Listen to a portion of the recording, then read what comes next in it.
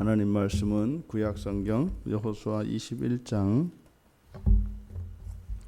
8절에서 19절까지입니다. 우리 같이 한 목소리로 함께 읽겠습니다. 21장 8절에서 19절까지. 여호와께서 모세에게 명령하신 대로 이스라엘 자손이 제비 뽑아 레위 사람에게 준 성읍들과 그 목초지들이 이러하니라.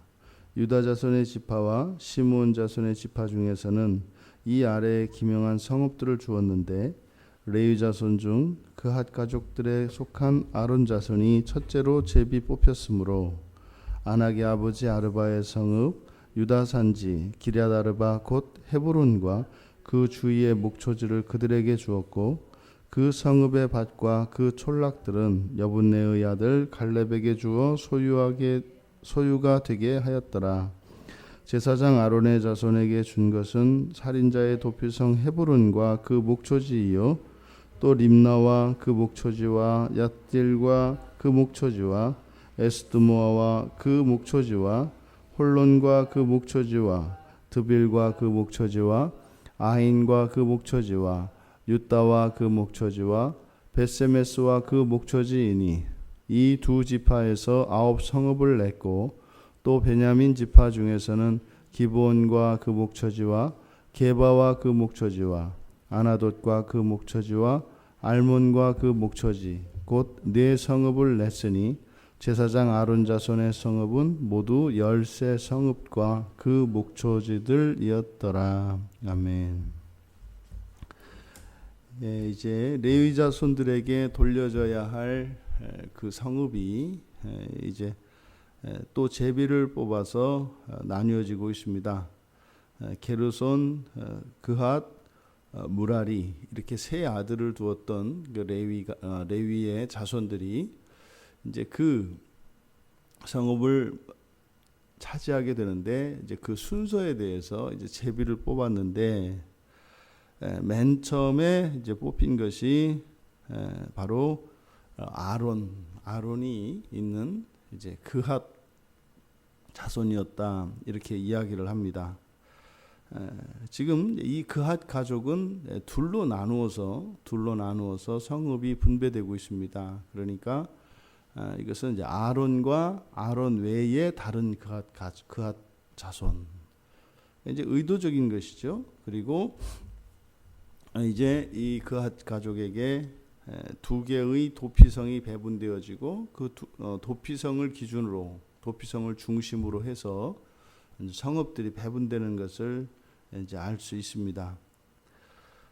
이 아론 자손의 성읍, 그핫 가족들 중에서도 이제 제사장인 그 아론 자손들이 이제 성읍을 받게 된 이것은, 제비 뽑기는 이제 신탁을 의미하고 이스라엘 공동체가 신앙 공동체인 것을 나타냅니다. 그리고 지금 이들에게 주어지는 이 성읍, 특별히 이제 살인자의 도피성인 헤브론에 대해서 이야기를 하는데, 바로 이 헤브론이라고 하는 이 성읍이 특별한 의미를 갖고 있다라고 하는 것을 보여주기 위해서 11절과 12절을 삽입을 시킵니다. 그래서 10절에 있는 내용이 레위 자손 중 그핫 가족들에게 속한 아론 자손이 첫째로 제비를 뽑혔으니, 그래서 아론 자손이 첫째로 제비 뽑힌 사실을 이야기하는데, 이제 바로 그들이 받은 땅이 바로 헤브론이라는 것을 이야기를 합니다. 그런데 이제 13절에 가보면 다시 똑같은 내용을 이렇게 반복을 하거든요. 제사장 아론의 자손에 준 것은 도피성 헤브론이다. 헤브론과 그 목초지요. 이제 그 사이에 들어가 있는 것이 12절입니다. 그러면 이 헤브론에 대한 설명을 12절에 첨가하고 있거든요. 이것은 이제 의도적인 겁니다. 지금 이 기럇 아르바, 이제 헤브론으로 바뀌는 이 헤브론, 이게 왜 이렇게 특별한 의미가 될까? 이것은 이 헤브론의 경우에는 여호수아가 가나안 땅에 들어와서 배분한 땅이 아니죠. 그러니까 이 땅은 헤브론의 땅은 갈렙이 정탐을 다녀온 뒤에 믿음에 대한 보상으로 이미 모세에게 약속된 땅입니다. 그러니까 사실은 여호수아의 권한 밖에 있는, 그래서 여호수아에 의해서 배분된 땅이라기보다는 이미 그 이전에 갈렙에게 주어진 땅이고 실제로 그 땅은 갈렙이 가서 취합니다. 이스라엘 백성들이 이렇게 땅을 배분을 받고 그리고 그 땅을 차지하기 위해서 전쟁을 할 때 모든 지파들이 다 함께 참여해서 그 싸움을 싸웁니다. 이제 그리고 나서 이제 나머지 싸움을 각자가 알아서 하는 거죠. 근데 이 헤브론은 이제 갈렙이 정복한 곳이고, 그리고 여호수아에 의해서 기업 배분이 있기 이전에 이미 주어진 땅이었음에도 불구하고, 지금 레위 자손에게 그 땅을 내준 이 사실을 지금 특별하게 다루고 있는 겁니다. 그러니까 갈렙이 어쩌면 그냥 이것을 거부할 수도 있는 그런 상황이었음에도 불구하고 갈렙이 이에 순종한 것, 이것을 통해서 여호수아가 지금 이야기하고자 하는 것은, 지금 여기서 12지파에게 기업 배분이 다 일어났으면 기업이 다 배분되었습니다만, 그래서 배분되어진 그 경계는 분명히 그 기업 각자의 지파에게 속하는 땅임에 틀림이 없습니다만, 이 모든 것들의 절대 주권은 여호와 하나님께 있다라고 하는 이 사실을 여호수아는 바로 갈렙의 소유였던 헤브론 땅을 레위 지파의 아론 자손들을 위하여 내어준 이 사건을 통해서 지금 더 강조하고 있는 것처럼 보여집니다. 그러니까 이 헤브론, 바로 이 헤브론이라고 하는 것은 또 굉장히 상징적인 것이죠. 이스라엘의 이제 왕정이 세워지면서 다윗이 처음으로 이제 거주하고 다스렸던 땅이기도 하고, 그래서 이 가나안 땅에서는 매우 상징적인 그런 곳입니다. 이 헤브론을 포함하여 아론 자손이 이제 받은 땅, 받은 성읍, 그것은 이제 유다 지파와 시몬, 유다 자손과 시몬 자손, 이들은 이제 땅을 배분받은 이들이 맨 처음 가나안 땅에서 처음과 둘째로 그 땅을 차지하죠. 그래서 이들로부터 이제 시작을 하는데, 여기 보면 유다 지파와 시므온 지파, 이들의 성읍을 함께 묶어서 이들의 성읍 가운데에서 이제 9성읍을 냈다라고 16절에서 같이 유다 지파와 시므온 지파를 묶어서 이제 이야기를 합니다. 이렇게 묶어서 이야기하는 이유는 시므온 지파의 기업이 유다 지파 땅 내 유다 지파의 기업에서 나누어 준 것이기 때문에 그렇죠. 실질적으로는 맨 처음 유다에게 속했던, 유다에게 배분되었던, 유다 지파에게 배분되었던 땅을 또 일부를 나누어서 시므온 지파에게 떼어 주었기 때문에, 그래서 이 두 지파를 한꺼번에 묶어서 이야기를 하고 9성읍을 내줬다, 이렇게 이야기를 합니다. 그리고 이제 베냐민 지파에서 4개의 성읍, 그래서 총 13성읍을 아론 지파에게 줍니다. 이제 뒤에 나오는 전체의 내용들을 살펴보면 이 아론 자손에게 배분되어진 성읍이 가장 많고 특별히 많다라고 하는 것을 우리가 알 수 있습니다. 이것은 바로 이스라엘 공동체 전체에서 가나안 땅에 들어가서 기업을 받지 못한 게 레위 자손인데, 곳곳에 계속 나오는 내용은 무엇이냐면 레위 자손을 중심으로 해서, 다시 말해서 신앙이 그들에게 있어서 그들의 삶에 가장 중요한 삶의 원리이고, 그리고 가장 최우선적인 가치의 우선순위가 레위 자손에게 있다는 것을 끊임없이 이야기를 합니다. 그런데 기업은 주지 않았던 거죠. 근데 지금 그들의 몫으로 거주할 성읍과 목초지를 나누어 주는 이 대목에서도 또다시 레위 지파에서도 아론 자손들이 가장 중요하고 가장 핵심이다라고 하는 것을 많은 성읍을 줌으로써 그것을 밝히고, 또 하나 가장 먼저 제비가 뽑혔다고 하는 그 사실을 통해서 여호수아는 이야기를 하는 겁니다. 그러니까 지금 레위 자손들 가운데에서도 바로 그앗 자손을 맨 먼저 제기했던 것은 바로 아론 자손이 그앗에 속했기 때문인 것이고, 그리고 특별히 이 아론 자손이 이렇게 특별하게 취급되는 것은 바로 제사장이었기 때문이다. 우리가 예수님의 지상에서의 생애를 보통 우리가 33년으로 이야기를 합니다. 그런데 사실 그게 이제 약간은 이제 학자에 따라서 의견이 조금씩 다르죠. 그리고 뭐 출생 연대도 BC 4년을 기준으로 BC 4년에 출생하신 것으로 보는 경우도 있고, 또 우리가 사용하고 있는 연대의 그 기준이 되는 BC와 AD의 그 시작, 그 갈리는 그 기준을 가지고 그 기준이 되는 그 기준점을 예수님의 출생으로 보기도 합니다. 근데 정확하지는 않습니다. 그런데 예수님의 3년의 공생애는 정확합니다. 그러니까 사실상 예수님이 사셨던 생애는 지상에서 사셨던 3년의 그 공생애보다 그냥 평범한 목수의 아들로 사셨던 삶이 훨씬 더 길죠.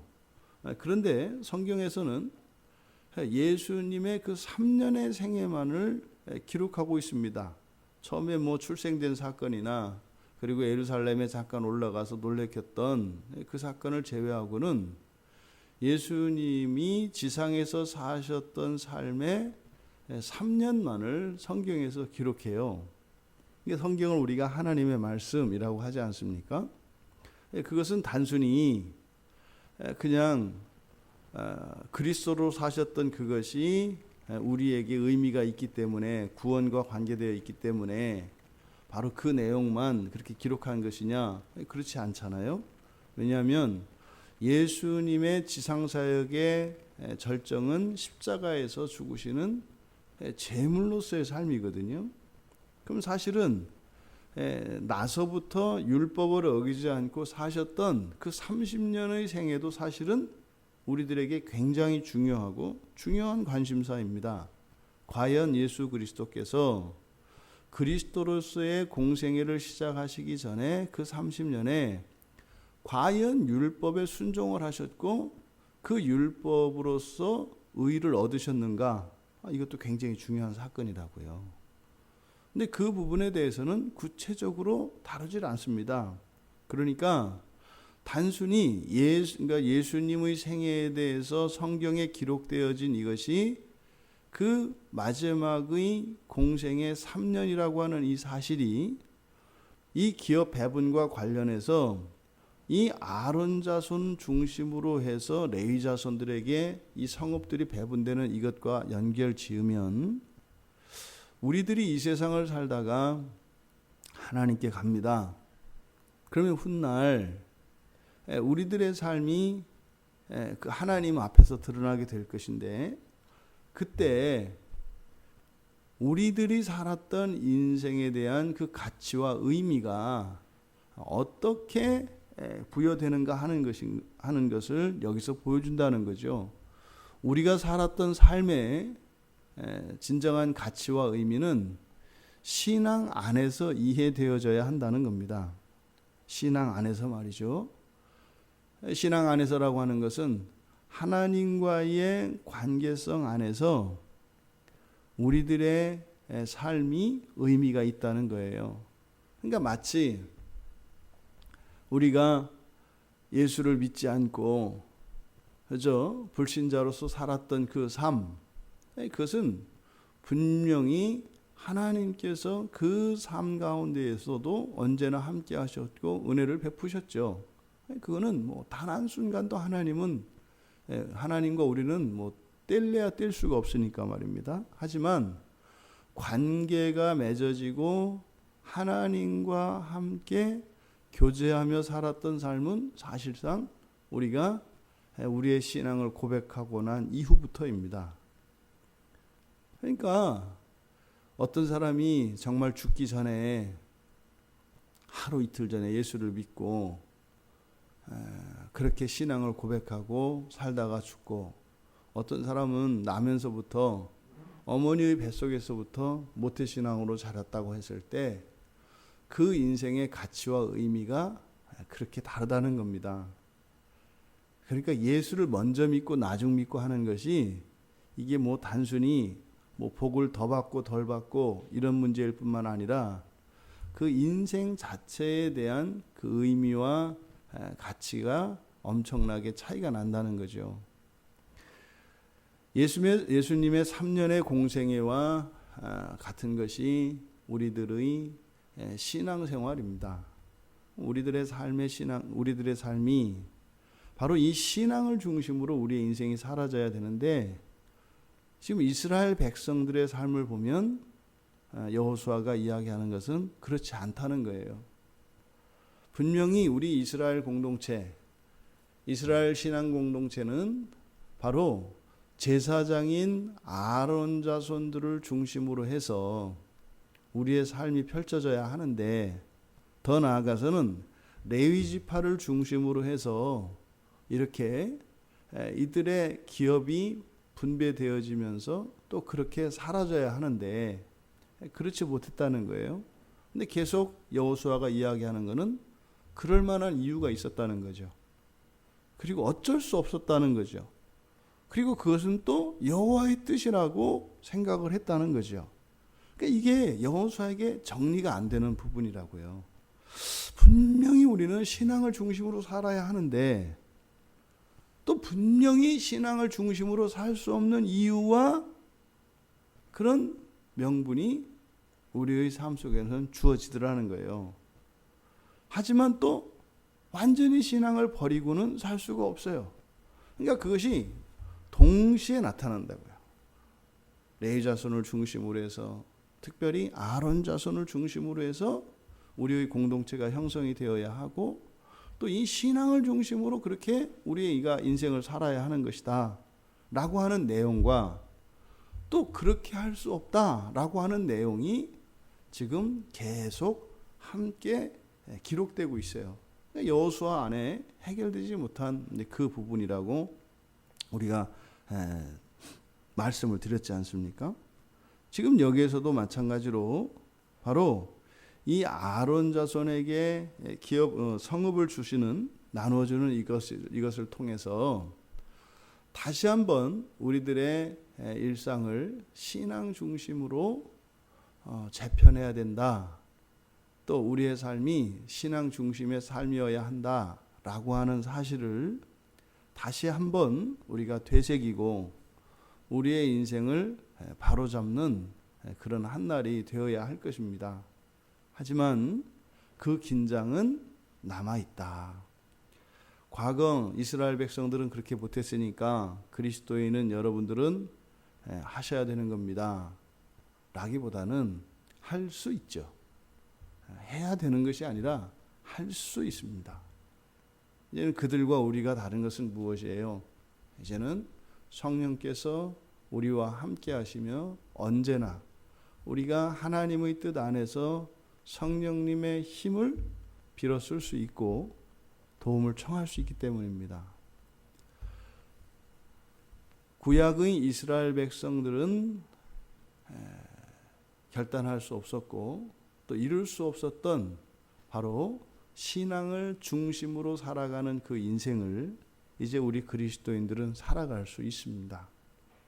우리가 이런저런 이유와 명분을 들어서 신앙을 뒷전으로 미룰 때 밀려집니다.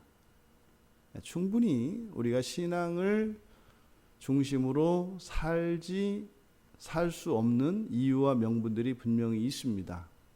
여호수아는 계속 그것을 고민했다고요. 그런데 신약의 백성들은 오히려 그런 환경들을 바꾸며 신앙을 중심으로 살아갈 수 있게 되었다고 하는 그 사실을 우리가 명심하고 그 유익을 누리며 살아갈 수 있게 되기를 바랍니다. 만약에 그 유익을 누리지 못한다면 지상에서 살아가는 동안 그렇게 이스라엘 백성들이 살았던 것과 크게 다르지 않은 삶을 살게 될 것입니다. 그리고 우리가 이 세상을 살고 주님 품에 가는 그날에 나에게 굳이 신약 성경이 없어도 됐다. 그냥 구약의 삶을 살았다. 이렇게 우리 인생을 돌아온다면 마치 신약 성경이 열리지 않았던 것처럼 그렇게 살아가는 것이 되지 않겠습니까? 오늘 하루를 우리가 살아가실 때 구약의 백성들이 살았던 그 삶의 한계를 뛰어넘는 우리 모두이기를 바랍니다. 그래서 더 열심히, 더 많이 이런 것을 의미하는 것이 아니라 철저하게 성령을 의지하는, 그리고 오직 하나님의 말씀을 우리 하루의 삶의 기준으로 삼고 그렇게 하나님을 의지하며 살아갈 때 참으로 우리의 신앙이 우리의 인생을 바꾸어가는 그 일들을 우리 모두가 경험하게 될 것입니다. 이 한날 우리가 우리의 인생을 우리 스스로 우리의 힘만으로 개척하는 것이 아니라 우리가 신앙을 중심으로 우리의 인생을 개척해 가되 그 일을 이루시는 것은 성령이셔서 영광을 하나님께 돌리고 그 유익을 우리가 누리는 복된 한날이 되시기를 주님의 이름으로 축원합니다. 하나님 아버지, 이제 레위 지파의 자손들이 자신들이 정착한 성읍을 나누어 받는 이 과정을 통하여 다시 한번 신앙을 중심으로 살아야 하는 이스라엘 백성들의 그 신앙 공동체의 특성을 다시 한번 살펴보게 되었습니다. 저희들은 이 세상 사람들로부터 구별된 그리스도인인 것을 믿사오니 그리스도인의 거룩한 삶을 살게 하여 주시고 이 세상의 기준과 저희들의 정욕이 아니라 하나님의 말씀을 따라 사명에 붙들린 이 한날의 삶이 되게 하여 주시고 하루하루를 살아갈 때마다 저희들의 인생이 변화하며 거룩하여지는 은혜와 복을 내려 주시옵소서. 감사하며 예수님의 이름으로 기도하옵나이다. 아멘.